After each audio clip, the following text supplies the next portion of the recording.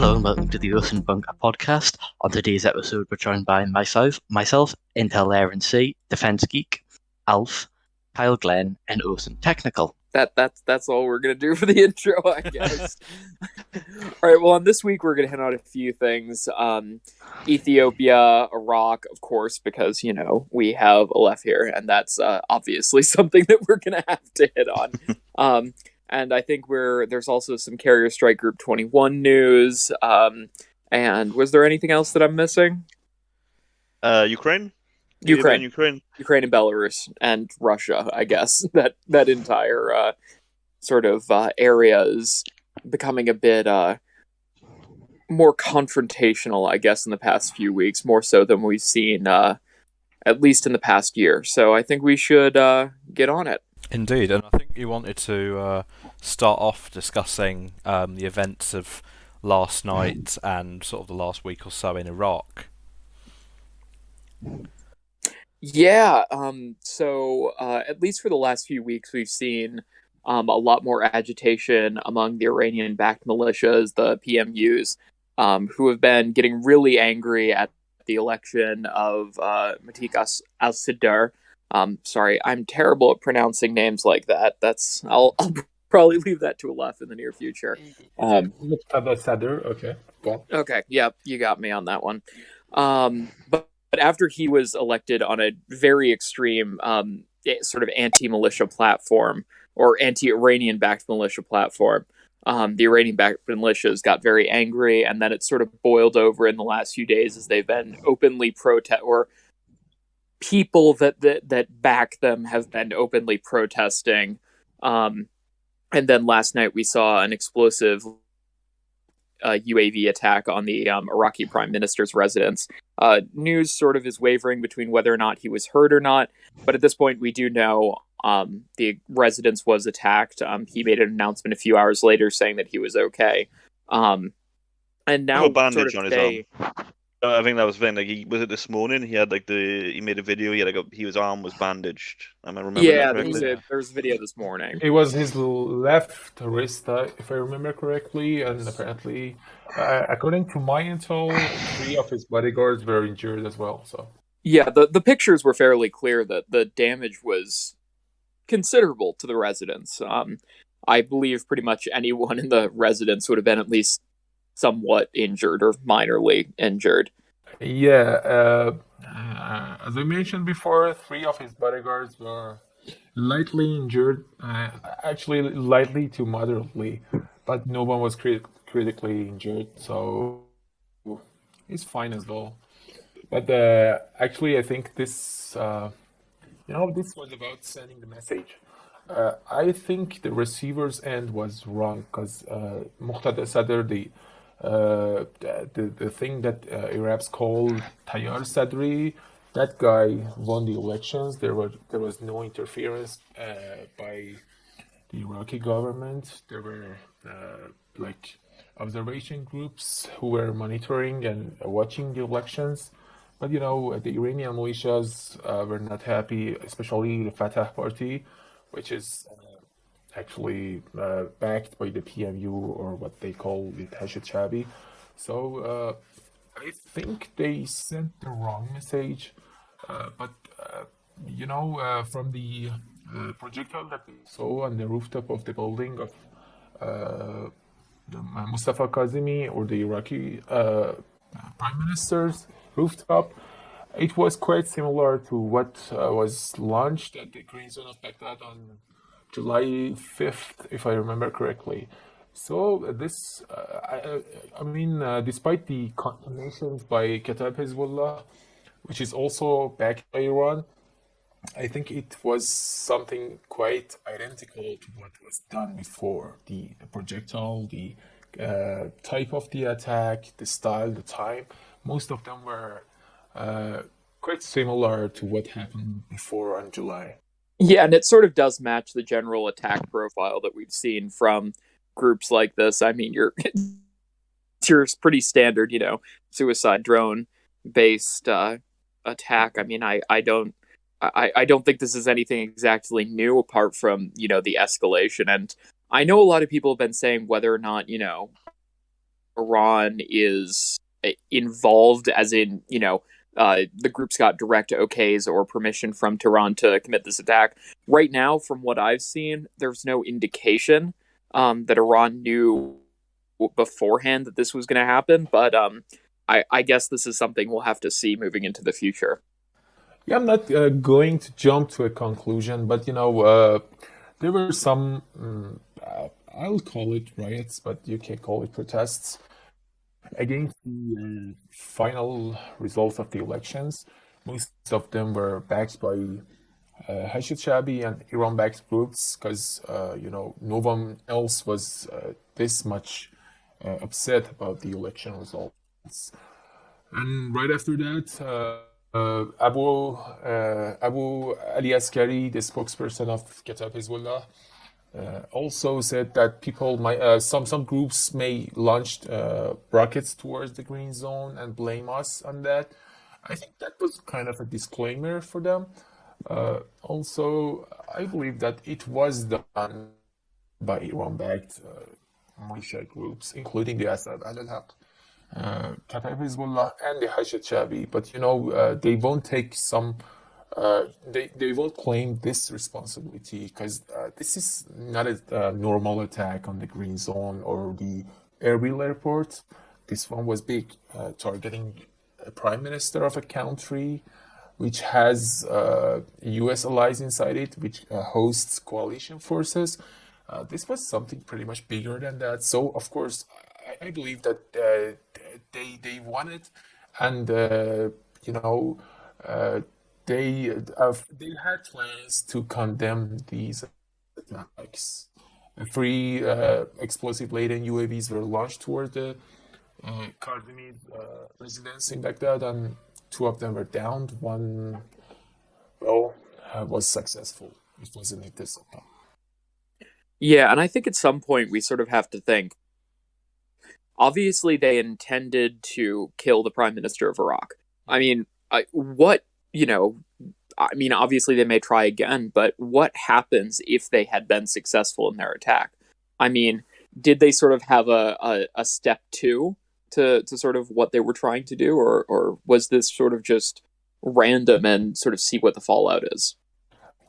I'm not pretty sure about this one, because we don't really know the real intention about it.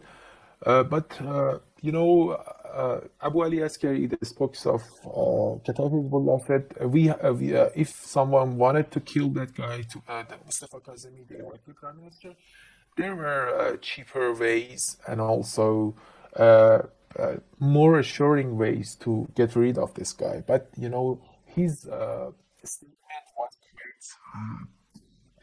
It wasn't something serious, because he called Iraqi prime minister a Facebook character. He was talking about that this guy is just spending his time on Facebook and Twitter. But if Iran-backed militias or whoever conducted those attacks were successful, nothing would ever change. I mean, right now there is no Majlis Nawab, something like a parliament, but the election results are quite final. It's almost 100% final. So I doubt if anything would change in that matter. But if they wanted to send a message, well, I believe it wasn't a successful message, because nothing would change, except I personally believe that there will be some arrests because of these all of these this is not something that any government would just let it go. I'm pretty sure that if you are following the security media cell of Iraq, they are quite serious about arresting the groups and people who were behind the last night attack. Yeah, No, sorry. Go ahead. No, I was just going to say, it seems to me like it's kind of maybe halfway between a serious attempt and, a warning. Like if it was just like a flat out warning, maybe they would have just lobbed some mortars or a rocket towards his residence, or, just at the green zone or whatever. kind of launching free drones, and potentially, wounding a prime minister, not seriously. It seems, even if the intent wasn't to kill him, it very easily could have, if things went right or wrong, depending on how you view it from their goal. So, it seems like, there was no, like I said, I can't remember, you said it, there was no kind of phase two, there was no kind of plan for what happened if they succeeded. If that drone had managed to kill him, there was, it didn't seem like anyone knew what would happen after that. Yeah, I'll go 50% with agreeing this one what Carl just said, but one of the projectiles didn't explode, just like the most of the Iranian projectiles. So it could be an error that happened because were launched, three explosive laden drones were launched, and two of them were shot down. So we most of the people who live in Iraq, they were aware of that. What the Iranian people call Sepah boats or IRGC Quds has a great influence on the Iraqi militias, especially the Shia ones. I believe that if it was done, which I personally believe it was done by the Shia militias, it was ordered by the IRGC Quds officials and possibly seniors, someone like Ismail Khani, who's the commander of the IRGC Quds. I don't really know what was their real intention, but I think they wanted to deliver a message, and I still believe that it was delivered to the wrong person. Because Muqtada Sadr has his own army. It's called Zaraya Salams, and they are quite powerful. They were there before Hashad Shabi. They were there since 2006. They changed their name a few times, but they are still the same thing. Sadr has his own followers. They are pretty much loyal ones, not like the paid ones, like Kitab Hezbollah or let's say Asab Ahl al-Haq. Those people are really religiously and in any matter they just follow Muqtada Sadr because he is a cleric. So if he issues a fatwa, which is a religious order, they will follow him blindly. So I think if Muqtada wants to interfere with intervene in this situation, he would, and he will start from Najaf, because that's where he has most of the followers and let's call most of the militias. Yeah, so you're sort of looking at, of course, it's Iraq, so there are a number of different parties, each sort of vying for control at this point. Yeah, true that. There are different areas. The Shia areas are mostly controlled by the Iran-backed groups, and that actually happened since they were quote unquote fighting the ISIS, and they expanded their territories through that. They even captured the camp Farah, which was under control of MEK, the Mujahideen Khalq, which was an Iranian group. They were opposing the Iranian regime, and they were fighting side by side against the Iranian regime during the 8 years war of Iran and Iraq. But they are still expanding territories through the so-called anti-ISIS operations. So I don't think there would be any area which is immune from Iranian-backed militias. Maybe the Kurdistan region, like Erbil, some parts of the northern Iraq, but the rest of the areas are quite under control of Iranian militias, including Karbala, Najaf, Baghdad, except some eastern parts of Baghdad, Basra, and some parts of Al Anbar, not all of the Al Anbar. Which is interesting because going into at least this week, it seemed like the Iraqi government was prepared to start winding down those anti-ISIS operations and sort of, say that the military operation against ISIS had more or less come to an end. Yeah, I think that was some kind of it was kind of a message to the PMU, PMF, or Hashid Shabi. There were some rumors about getting rid of the Hashid Shabi because right now there's not much of ISIS activities like it was on 2014 and 2015. But I'm pretty sure they won't let go this easy. Especially they have dozens of thousands of militias in Iraq. Most of them are armed. Many of those bases have access to Iranian ballistic missiles, including medium-range ones and short-range ones. So I don't think that would be a simple operation if they want to get rid of the Hashid Shabi or PMF. Yeah, so I mean, at this point, we can basically say that there's a certain level of just inherent tension that we're going to see, and it's probably going to keep building until, I guess, something happens. Yeah, I think that something would be. There are two options, if you ask me. One is changing the prime minister legally after changing the Majlis Nawab. I mean, the new Majlis Nawab, the parliament, after finalizing the election results. And the second one would be something like a civil war. Some Shia groups against each other, which I can foresee it right now because the other ones are, there were some movements of rockets and what was reported to me as missiles, short-range ballistic missiles. I have no idea where Saraya Saddam obtained those missiles, but apparently they are also on some kind of movements and they're preparing for something which I have no idea of what they're currently up to.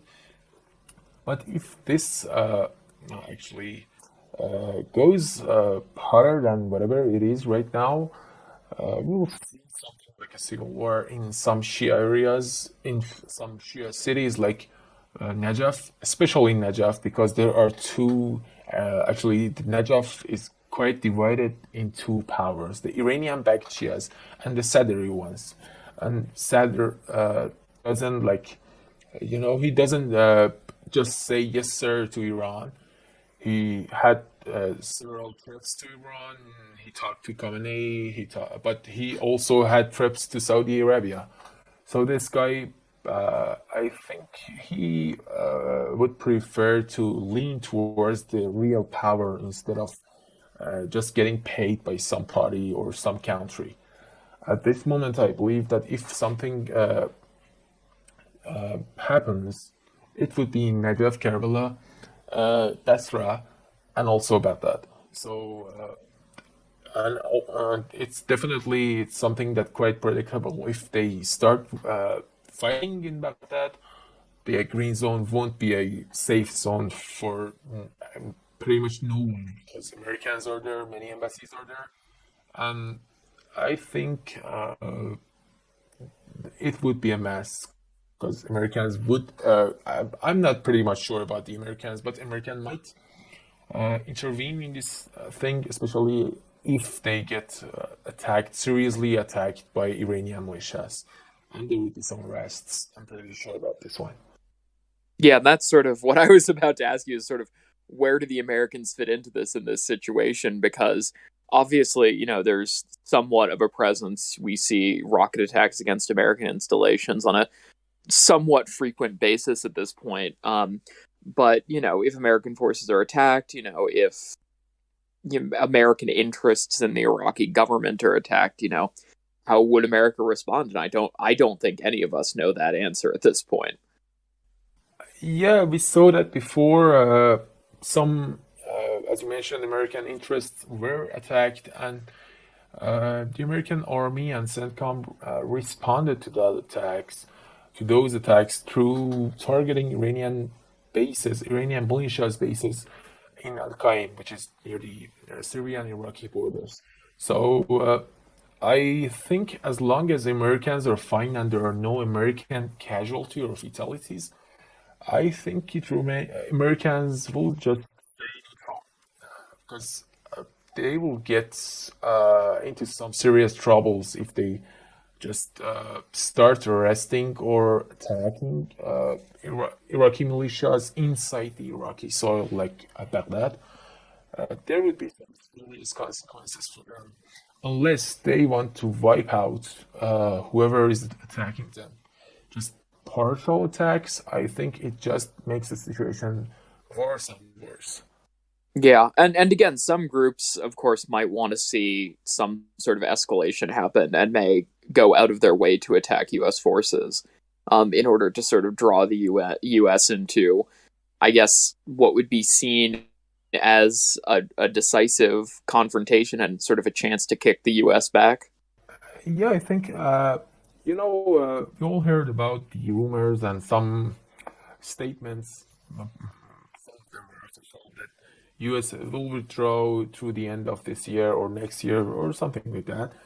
But I think the Americans won't just leave Iraq. I'm not talking about the I don't know what they say about the oil and interest and stuff like that. But if the ISIS thing, which happened on 2014, starts again,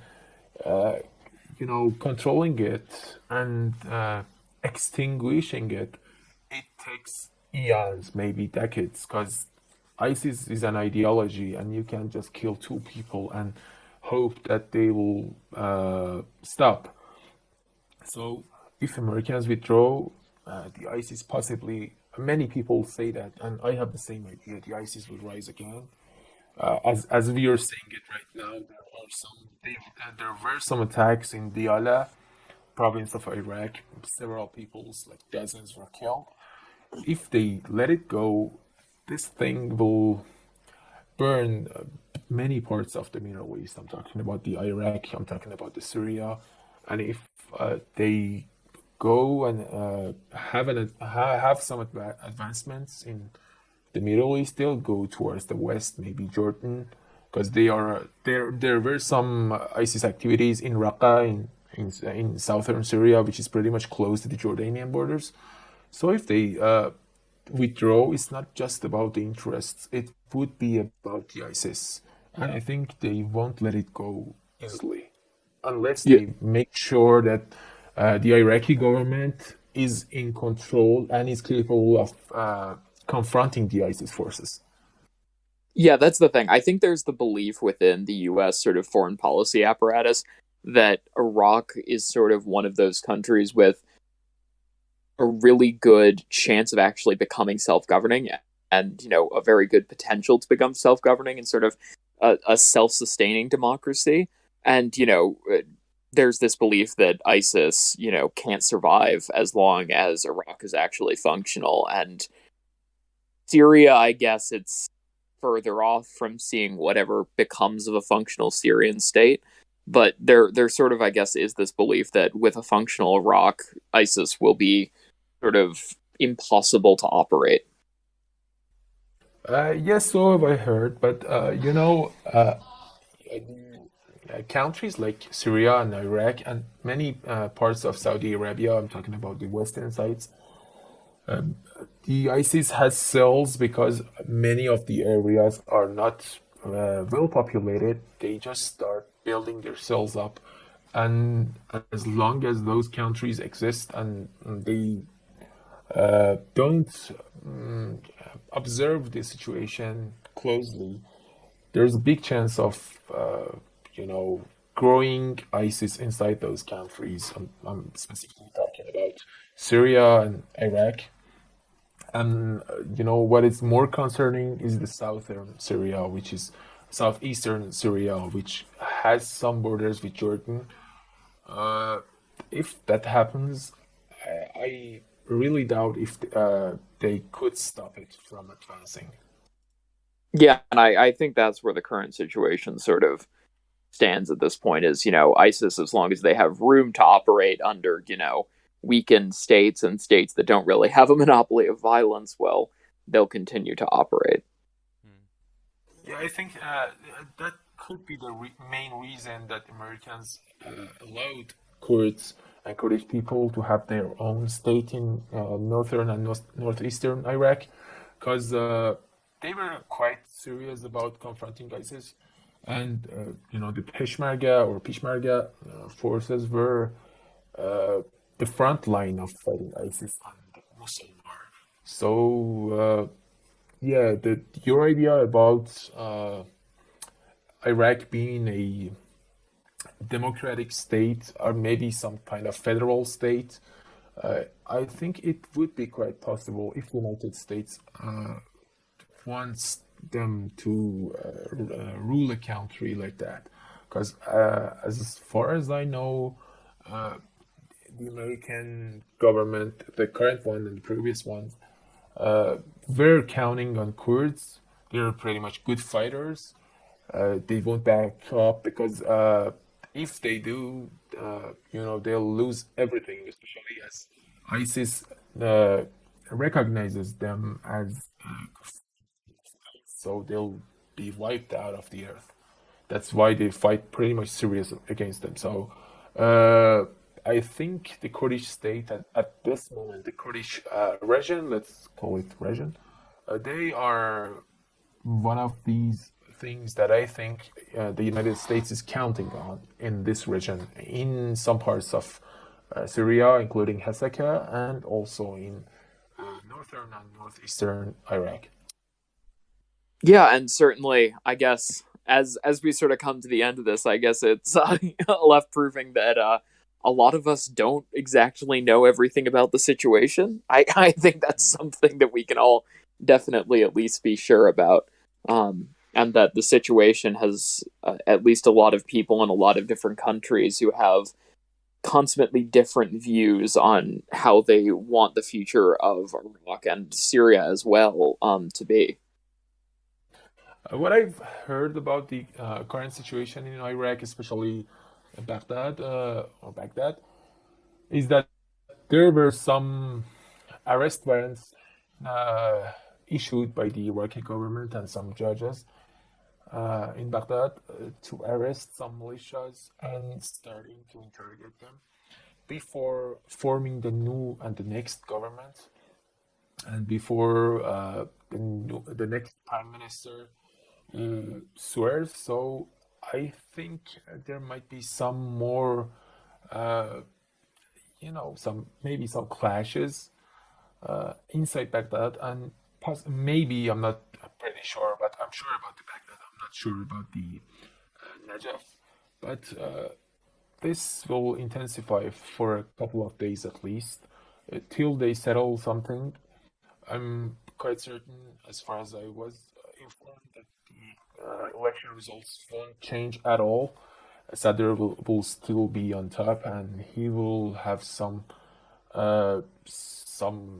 high mandates in the parliament and in the Majlis Nawab. So the government will be the one that Muqtada Sadr and his allies decide. And of course, Iranian government regime and their militias won't be happy about it. So I personally expect some clashes inside Baghdad at this moment. Yeah, and I think the main thing is just waiting to see what happens over the next week, as maybe some groups were sort of surprised at the speed at which things escalated, because I really haven't seen many forces within Baghdad yet or at least forces that have moved in heavy equipment like we saw both earlier this year and last year. Whereas it seems that the Iraqi government has moved in heavy equipment, at least starting today. So that's definitely something that gives the Iraqi government an advantage at the moment. Yeah, I think we would see some indications if there is an escalation. It would be possibly some evacuations from the Green Zone towards the Erbil, towards the Kurdistan region of Iraq. Because whenever something goes some kind of serious, many of the unnecessary employees and personnel of the U.S. embassy will be evacuated to Erbil consulate. So I think that would be an indication. So we gotta watch the flights from Baghdad airport a little bit more and closer. True. I mean, it also hasn't been, it wouldn't be the first time the U.S. was a bit behind the intelligence curve on seeing things happen. Yeah, we saw it on Sudan like a week ago. They warned the Sudanese government, but I mean, it's not the first time it's happened in Baghdad. yes, certainly, that is also true. And I think at this point, John, if you're still awake, we can probably move on to another place where we're seeing sort of this intergovernmental strife in Belarus and Poland right now. I know you wanted to talk about that. Yeah, so obviously earlier this year we had a number of issues that were raised with Belarus. We famously had the airliner that was diverted to Belarus, where a couple of the passengers were then arrested by Belarus's security forces. We're very well aware that Russia has been getting very, very cosy with Belarus's government recently, particularly as President Lukashenko has sort of turned around and sort of taken the stance that NATO is eyeing him up for an invasion and so on and so forth. What we've seen in the last couple of days that has been somewhat alarming, I think it's fair to say, is that Belarus's military has been making some appearances on the border with Poland. They've reportedly been using some sort of electronic warfare kit to jam Polish troops' communications on the border. There's also been footage circulating of Polish troops having rocks and various other items thrown at them by. There was a flare gun. There was also an incident of a flare gun They attempted to discharge a flare gun towards the Polish troops, but it didn't fire.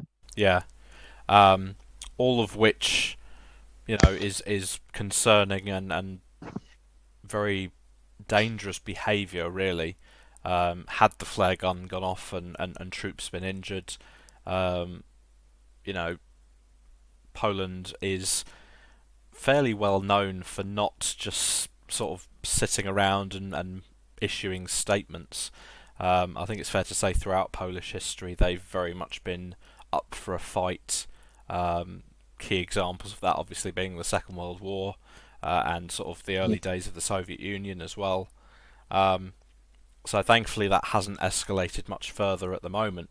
But earlier this evening we saw footage of women and children being forced through the fence from the Belarusian side into Polish territory, and then the Belarusian troops standing and blocking them from returning into the country. Now we're not entirely sure what the situation is with that and whether these are women and children who have been are being thrown out of Belarus, or whether Belarus is trying to force some sort of crisis onto Poland.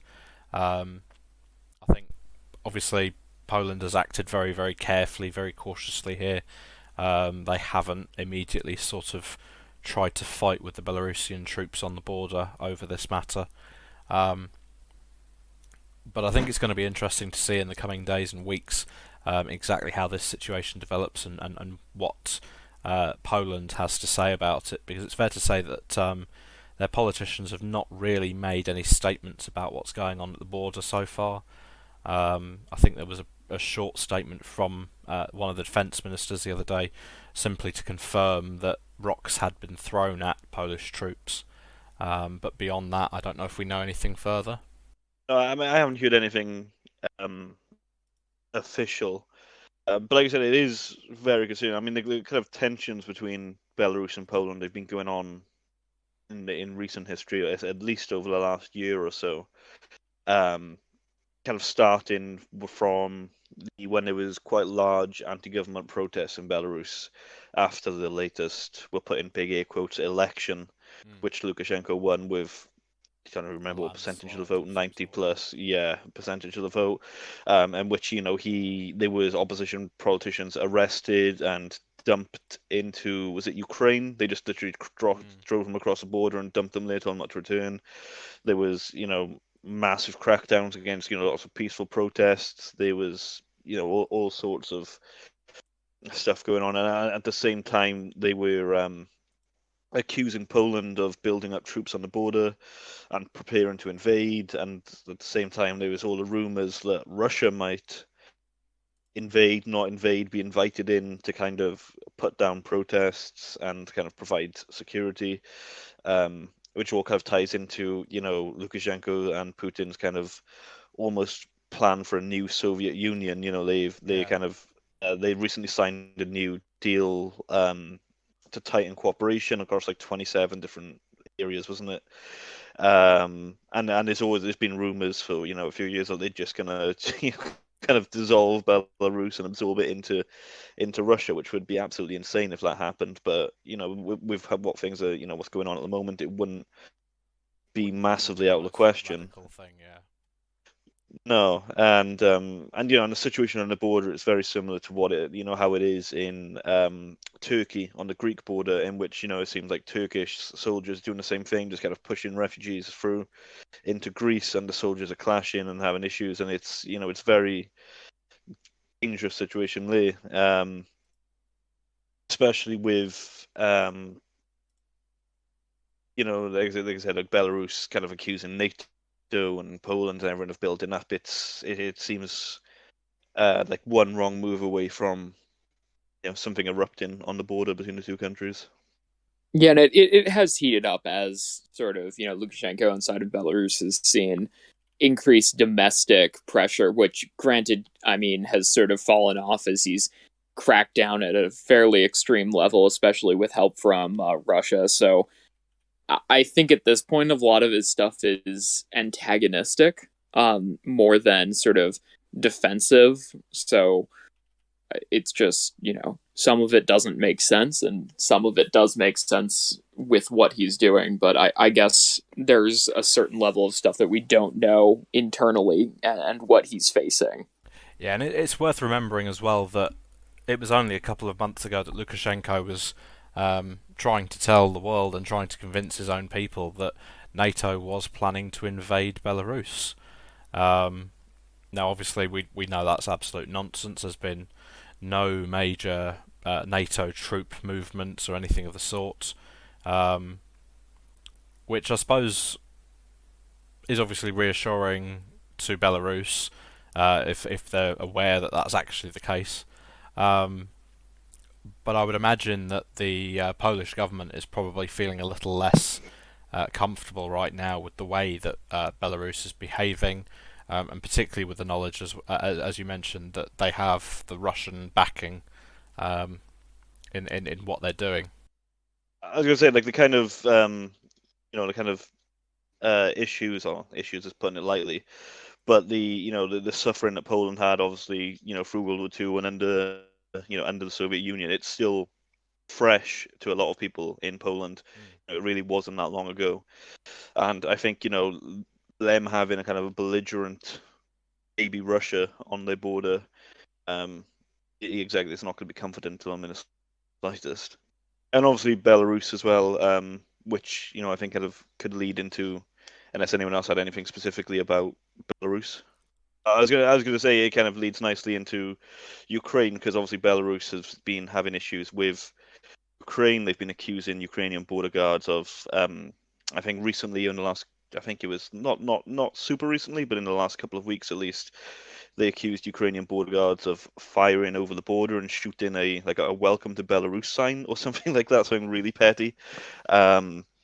And obviously, back in March and April, there was a lot of military movement in Belarus near the Ukrainian border, which people were speculating at the time could be used as a new front for Russia to kind of move troops into Ukraine if need be, if things did kick off again there in the east of Ukraine. And it's something that hasn't really been talked about during this kind of escalation cycle between Russia and Ukraine. but I think it is definitely something that needs to be, kept an eye on, especially because, Russia did mass a lot of troops on the kind of northern Ukrainian border, like kind of on the border of Belarus and Ukraine. Um, and it's definitely something that I haven't seen much of at the moment. It seems like any kind of troop movement seems to be kind of hasn't really been able to, identify or locate where it is perfectly. But the front of the water seemed to be kind of heating up again as it was back at back in the first kind of quarter of the year. So it's definitely another region or another border Ukraine has to keep one eye on, I suppose. Yeah, and I think Technical will probably put the satellite imagery on the YouTube version of this podcast episode. But we've seen in the last couple of days from Maxar satellite imagery of a large quantity of armoured personnel carriers and various other Russian military vehicles that have been moved to sort of rendezvous points close to the Ukrainian border. I don't know if you wanted to sort of go into any more detail on that. Yeah.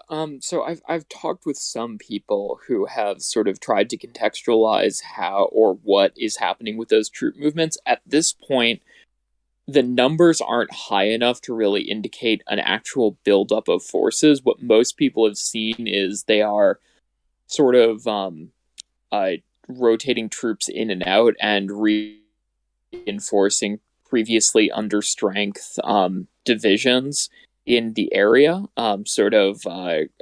in opposition to what happened in spring of this year. This is more administrative than anything, and that's what it seems to be at the moment. It may be something else, but that is sort of what people have tried to contextualize this as. So, there's definitely been, like I said, the kind of standard TikTok videos, Twitter videos of Russian troop movement, but like I said, it's not it's not a massive amount compared to what we've seen back in March and April, which was kind of almost 2 or 3 times daily new videos of Russian troop movement, which was absolutely huge. But what the concerning thing is, I think, this time around is, whereas back in like March and April, the level of fighting did pick up. It wasn't significantly higher than previous years of like the same kind of time. It was just a kind of almost like another kind of like spring thaw, I guess, in terms of like the snow was melting, people were starting to think about just antagonizing the other side a little bit more.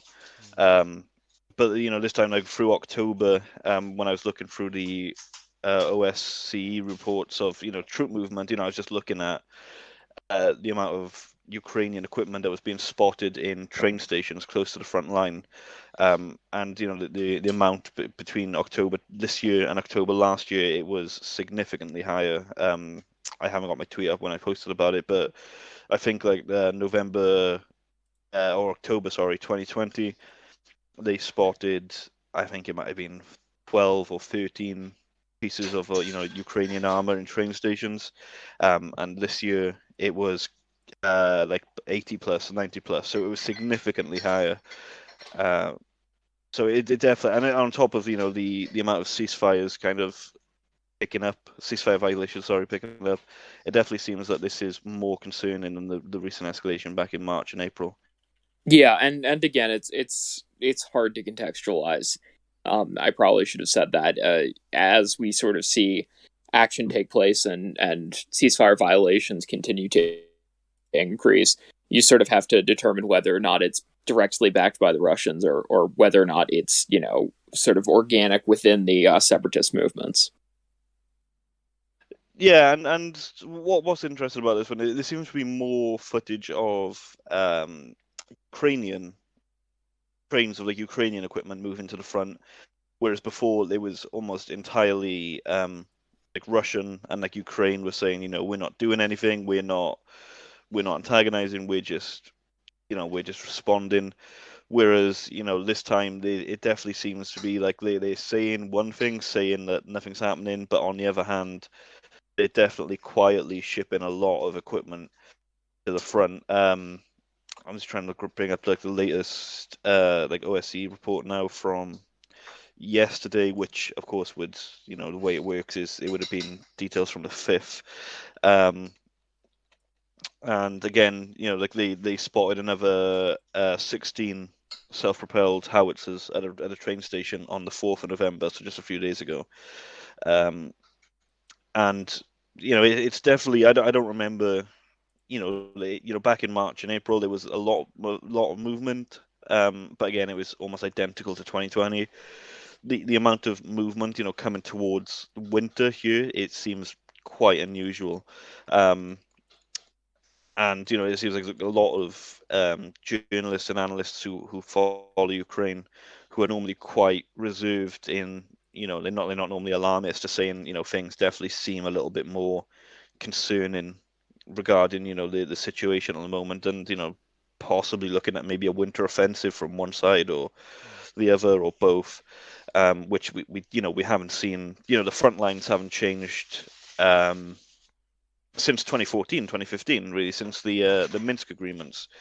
It's been a frozen conflict as such. Of course, they've been fighting. There's been soldiers dying, but there's been no real attempt to take any new territory until a few weeks back. Well, like towards the tail end of October, when Ukraine took a village in like the southern part of the Donbass region, which Ukraine denies, but there's videos and photos showing them in the village. It's confirmed they moved up and took the village. I think they took it without much resistance. I don't think there was any militia in the village defending it. It was kind of in almost a no man's land. But they did cross a river allegedly with like pontoon bridges, and have set up a defensive line in this village, which crossing a river itself is significant enough. So it will definitely be interesting how things change in the coming weeks and and months throughout the winter. Yeah, absolutely. And again, winter warfare in Russia, always fun, right? No, exactly, and I think traditionally that's why there hasn't been much fighting, because I think the weather can fluctuate between freezing temperatures and plus temperatures, which is creates a lot of mud, which is awful for mechanized combat, which Russia and ex-Soviet states, they absolutely love their mechanized infantry.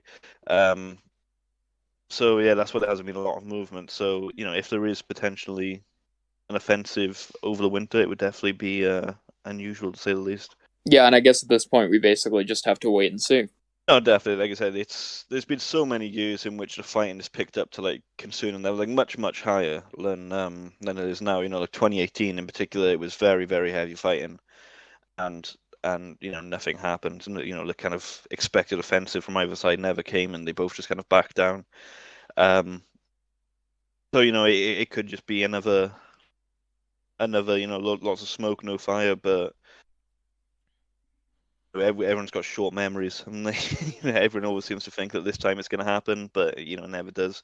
We can always hope that it doesn't happen, but speaking to someone living in Donetsk City, he told me that the fighting definitely seems worse, but only in areas in which fighting was already bad. It doesn't seem to be spreading and escalating everywhere. But where the fighting was already pretty heavy, he seems to think it's getting even heavier there. Now we should probably move on to our last major topic, which is Ethiopia. Good Lord, where to start with Ethiopia? I don't think we've actually ever really talked at length on the podcast about it, have we? I don't think we've touched on it at all since it started. I don't think we've ever had the chance to really properly contextualize what's happened there. And I think I might as well take a sort of a bit of time to actually sort of explain what's happening. So, before 2019, the country was pretty much controlled by what's called ethnic federalism, which is where ethnic groups sort of have their own representation in the government. So Prime Minister Abiy Ahmed, who won a Nobel Peace Prize for what he did, which was effectively attempted to overturn this sort of ethnic federal system, and created something called the Ethiopian People's Revolutionary Democratic Front, which was this merged coalition of a bunch of different ethnic parties. Now, the other party in the equation is the Tigray People's Liberation Front, which before 2019 had a lot of control over the country. They effectively dominated Ethiopian politics. They were also considered a fairly repressive regime. And they refused to join the new Ethiopian People's Revolutionary Democratic Front, controlled by the Prime Minister Ahmed. And they alleged that he was, or the Prime Minister was, an illegitimate ruler. This was because the Prime Minister suspended the elections, which had been scheduled for August of last year because of COVID. And the TPLF, the Tigray party, decided to then hold elections in Tigray in September of 2020, against the orders of the federal government, who then proceeded to declare the election as illegal. After we saw basically sort of things heat up in November of 2020, sort of war broke out. Ethiopian forces invaded Tigray with the help of Eritrea. A lot of bombing. War crimes have been committed by all sides in this fight. And then by the end of that November of 2020, last year, the main Ethiopian forces had won against Tigray. They had cleared out the capital of all Tigrayan forces. But over this last summer, apparently they did not accurately or get rid of all the Tigray forces, who have reconstituted fairly quickly, and are now pushing towards the capital of Ethiopia with what seems to be an amazing number of fighters, much more than anyone really thought they had, and they're putting together a incredibly competent offensive. They've made huge progress in the last month and are now closing in fairly quickly on the capital. That sort of leads us into the events of the last week, where we've seen multiple countries recall diplomats, try to start evacuating their citizens, urging their citizens to leave. And this is sort of where we stand right now. Yeah, and it's worth saying that the Tigrayan forces now hold roughly 1/3 of the geographical area of the country, which is obviously a huge swathe of territory. And as Technical says, they are a matter of days, really, if they were to push away from the capital city. We've seen the US fairly quickly after this was kind of announced, after a state of emergency was declared, the US began advising its citizens to leave and began evacuating non-essential diplomatic personnel. Very much sort of the same initial process that we saw with the crisis in Afghanistan not that long ago, and in other situations in the past as well. Yeah, and I think I might need to contextualize this because we had more news today come out from Ethiopia Map, who I absolutely recommend following. It's run by Woofers. I'm actually gonna. It's so important. I'm gonna actually link to it down below in the description. But they're really good at sort of confirming what's actually sort of happening and putting it again on a map. But they've somewhat confirmed today that the Tigrayan forces have won a couple of major engagements, destroying 4 Ethiopian nationalist divisions, and making major progress today down 2 main lines of advance. So again, we're just continuing to see them make more and more progress against the Ethiopian forces. It's just been an absolutely unbelievable turnaround, though, hasn't it? Like, I'm guilty myself of it. I've been keeping an eye on it, but I don't really have a lot of information on what's going on, so I've been kind of refraining from commenting, which a lot of people should should do, but don't. But the last I can just remember, the Ethiopian forces took they took the Tigrayan capital. I was like, oh, okay, that's that. That's the war over. And I kind of blinked, and then they were outside the capital, and I was like, well, what happened there? Like, what Well, happened between like they sort of losing the came out of capital? nowhere. Yeah, it was absolutely like I can't even think of anything to compare it to. Like such like literally being on the brink of defeat to the brink of victory and Well, I'm getting a bit of deja vu to certain other events that happened this summer. But no, this has definitely been fairly unique. yeah, no, definitely it's definitely gonna be one for the history books. Yeah, and again, I think the main issue is that we've seen both Ethiopian government forces and Tigrayan forces commit fairly severe war crimes against civilians. And again, as sort of the fighting ramps up, we've seen more of these crimes committed, which is just definitely a major. It's not a good thing to see. And my fear is, and I think I've tweeted about this recently, is as more pressure is put on the Ethiopian government, they may take more and more desperate steps to repel Tigrayan forces, and that may involve a more indiscriminate use of their air power in order to target their formations, and that just as we saw last summer or last fall and winter, that resulted in a lot of civilian casualties. Again, like I said, I'm not massively informed on the whole conflict, but do the Tigrayan forces have an air force of their own, or are they purely infantry, like land-based? As Infantry far only. they're purely land-based. They've taken out some Ethiopian air Yeah, I assets remember seeing during a the video of course them of the shooting down. conflict. Yeah, I remember having they had a pretty like a pretty decent like air defense system, right? From what I remember. They've shot down a few helicopters, if I remember correctly, and I think there was a couple of turboprop attack aircraft that were shot down as well at one point. Yeah, most of what I've seen is man pads. Yeah, so to wrap up, the news stories from the last couple of weeks since our previous episode, Iran has finally agreed to a date to begin the continuation of nuclear agreement talks in Vienna. The talks are now set to begin at the end of November, which obviously does not leave an awful lot of time before the sort of informal Israeli deadline that has been given, at which point they will consider Iran to be too serious a threat to not act any longer. I think it's fair to say, I've certainly voiced my opinion on it on Twitter.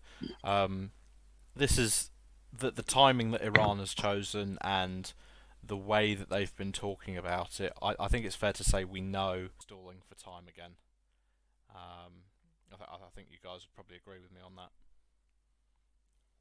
Yeah, I don't think they have Yeah. any serious intentions to have Yeah, talks also, or meaningful the talks at least. spokesperson of the Iranian Atomic Agency confirmed that they have 25 kilograms of 60% enriched uranium, and they announced that the Belarus Kamalvandi added that this stockpile is only for the nuclear capable countries. So I think the Iranian regime doesn't have any intentions for making another deal. They're just heading towards something that most of the worlds are afraid of. And so it also could be a bargaining chip, but I think you will know that by the end of November. Yeah, I mean, I'm not hugely familiar with the actual sort of physics behind creating the enriched uranium for nuclear weapons, but what I have been told is that the 60% enriched sort of milestone is quite a massive deal, because apparently it's a very, very easy process from there for it to then become weapons grade material. So obviously that is something that will be weighing very heavily on the minds of the Israeli government as these talks get underway, and obviously we'll have to wait and see whether anything comes of the talks. Although I think it's fair to say we are all very, very sceptical. And as we discussed last time when we on last episode when we spoke to Israel Radar, there is kind of an expectation that if the talks go nowhere, we could well see Israeli strikes on Iran sometime in the new year. Yeah, that could be quite possible because, as far as I know, there are lots of maneuvers and trainings on Israeli Air Force, especially over the Eastern Mediterranean. So, and this was also announced by Rav-Aluf Aviv Korvei, who is the chief of staff of Israeli army. They are training pretty much serious, and actually, it's a very tight training program. So they might be getting ready for something serious and offensive against the Iranian regime's nuclear facilities if the talks were not quite effective. On another topic, the UK Carrier Strike Group is continuing its journey home. This week it's arrived in Oman, where it will be carrying out a couple of days of exercises in conjunction with a sort of joint air and ground exercise that's going on with British forces in Oman this week. Once that's completed, the Carrier Strike Group is expected to return through the Suez Canal back into the Mediterranean to begin the last leg of the journey home, and is currently still due to arrive back in the UK just in time for Christmas. Russia has announced that its new single-engine 5th generation fast jet, the Su-75 Checkmate, will be going into production. They are hoping to produce somewhere in the region of 300 of the type, and it's reportedly already being offered to several countries in an export form. The Checkmate is, generally speaking, supposed to be their answer to the F-35, in much the same way that the Su-57 Felon was supposed to be their response to the F-22 Raptor.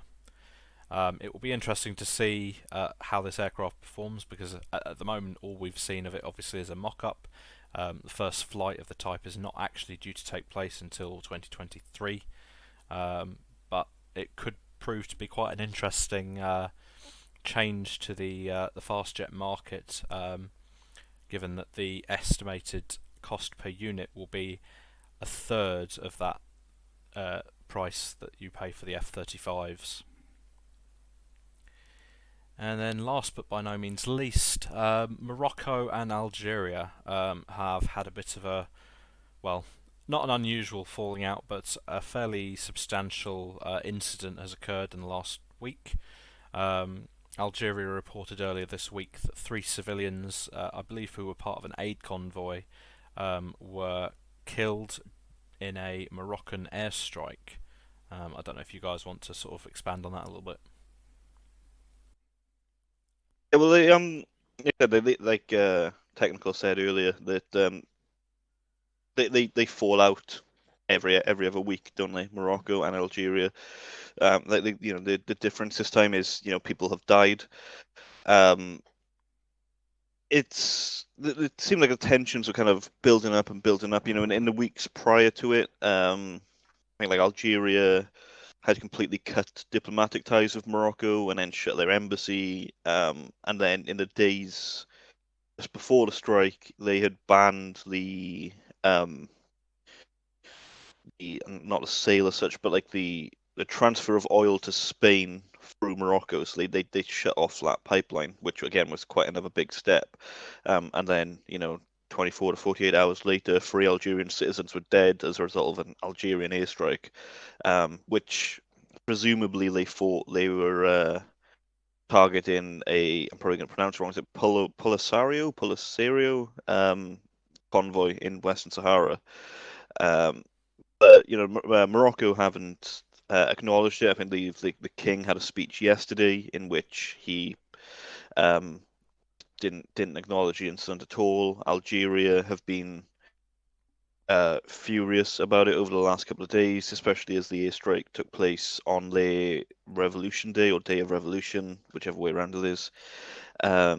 So it seems that tensions are the highest between the two than they have been for a long, long time, and it seems most people are expecting some kind of tit for tat response from Algeria, whether that's like a drone strike or an airstrike or whatever it could possibly be. It seems to be expected, which obviously has the danger of spiraling and leading to a larger conflict.